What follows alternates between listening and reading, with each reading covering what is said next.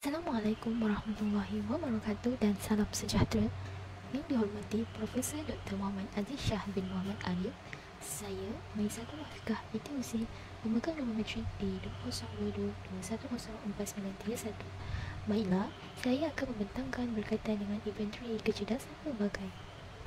Kepada bahagian yang pertama, iaitu pengenalan, di mana kecerdasan pelbagai merupakan satu potensi yang ada dalam diri individu.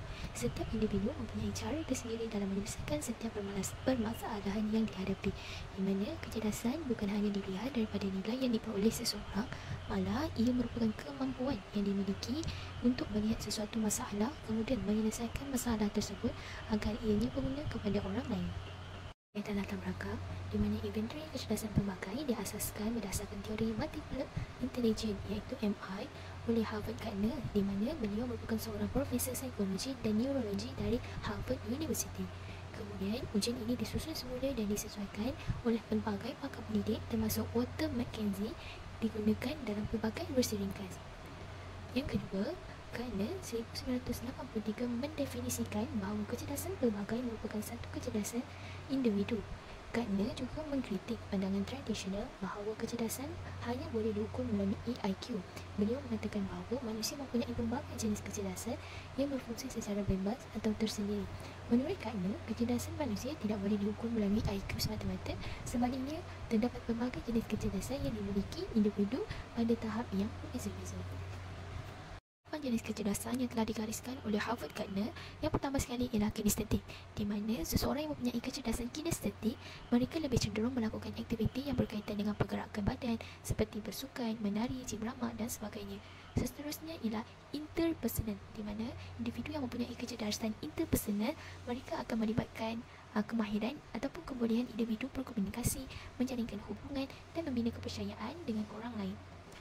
Kecerdasan yang ketiga ialah linguistik, di mana seseorang yang mempunyai kecerdasan linguistik, mereka berkebolehan menggunakan bahasa dengan efektif sama ada secara lisan ataupun bertulis.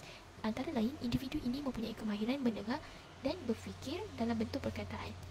Untuk kecerdasan keempat ialah mathematical, di mana individu yang mempunyai kecerdasan matematikal, individu ini lebih cenderung dalam kecerdasan dalam menyelesaikan masalah yang kompleks berkaitan dengan matematik, serta boleh membuat perkaitan seperti menyoal, menganalisis dan sebagainya. Kecerdasan yang keenam ialah naturalistik, di mana individu yang mempunyai kecerdasan ini lebih banyak menghabiskan masa di luar dan gemar mendengar bunyi-bunyian yang terdapat di alam sekitar. Malah individu ini juga sensitif terhadap alam sekitar dan dapat menghubungkan antara flora dan fauna.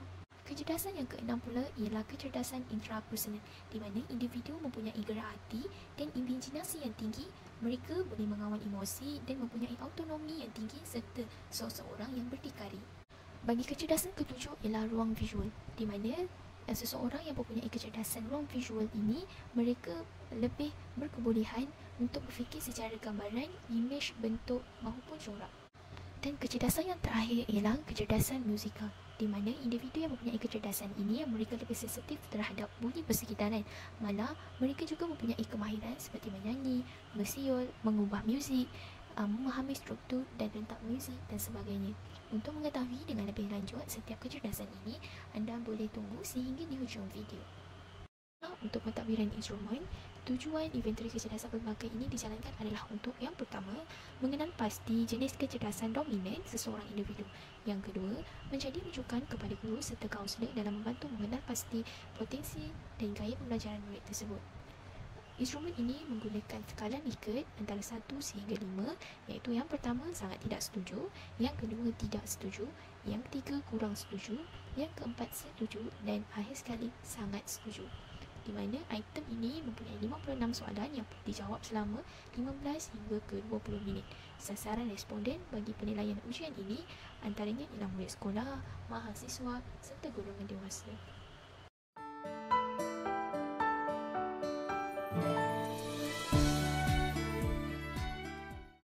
Okey, baiklah. Untuk inventory kecerdasan pelbagai mempunyai 56 buah soalan, di mana anda perlu menyelesaikan semua soalan dalam masa 15 ke 20 minit. Untuk inventory ini mempunyai skor 1 sehingga 5, di mana skor 1 menunjukkan anda sangat tidak setuju, skor 2 menunjukkan tidak setuju, skor 3 menunjukkan kurang setuju, skor 4 menunjukkan setuju, skor 5 menunjukkan anda sangat setuju dengan statement yang diberikan. Kita pergi pada contoh yang pertama. Saya berasa yakin untuk melakukan aktiviti yang mencabar fikiran. Jadi, saya tandakan kepada skor yang keempat menunjukkan saya setuju dengan statement yang diberikan. Untuk soalan yang kedua, saya boleh menulis dengan baik dan boleh mencari perkataan yang sesuai untuk menggambarkan sesuatu semasa berkomunikasi. Jadi, saya tandakan kepada skor yang keempat sama juga menunjukkan saya setuju dengan statement yang diberikan. Untuk soalan yang ketiga, saya boleh mengenal pasti not muzik dengan tepat. Jadi, saya tandakan kepada skor yang kedua menunjukkan saya tidak setuju dengan statement yang diberikan. Anda perlu menjawab setiap soalan yang diberikan sehingga selesai.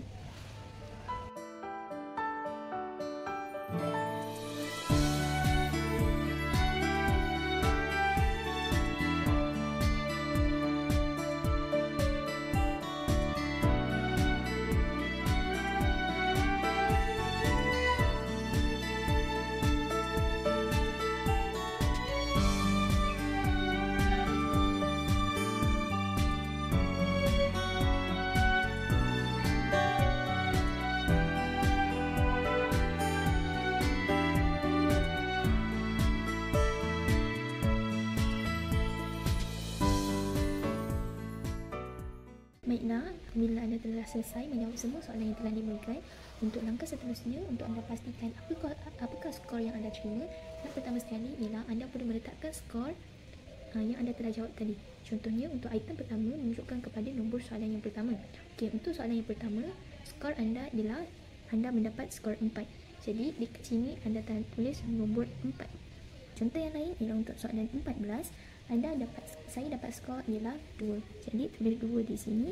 20, saya dapat 3. 24, saya dapat 3. 26, 3. 34, 3. Dan 52, saya dapat 3.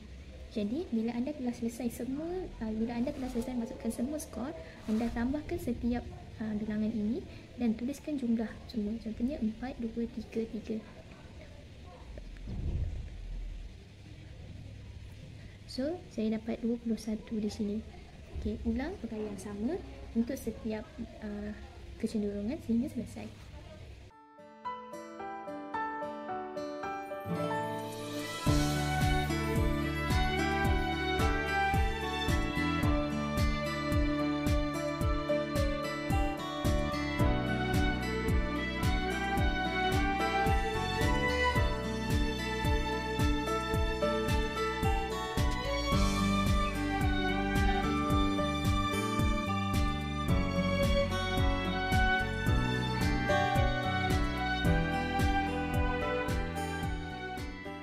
Kemudian, apabila anda telah selesai mengira, lihat pada jumlah yang tertinggi. Jumlah yang tinggi menunjukkan itulah kecenderungan yang ada pada diri anda.